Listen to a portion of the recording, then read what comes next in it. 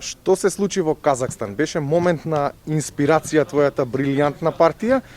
Беше за да покажеш на сите во тимот и на јавноста дека Дарко Чурлинов ќе биде еден од носителите на македонската репрезентација и во годините што доаѓаат, или едноставно ти се погоди моментот? Ќе кажам вака, едноставно тоа го направив за екипата, за U21, за да бидеме поблиску до тој пласман на Европско првенство. И драго ми е што ете искочи на крај резултатот таков, што го дадов тој гол пред полувреме, значаен гол беше. И драго ми е што успеав да помогнам на екипата пред се. Македонија славеше, запише убава победа против Казахстан. Никој од јавноста веројатно не очекуваше таква убедлива игра и убедлива победа, освен вие, се разбира, во тимот.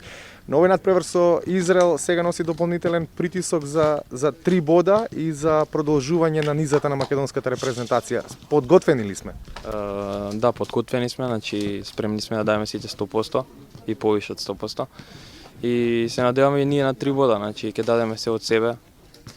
Ќе се придржуваме на инструкциите од селекторот и тоа е најбитно за нас.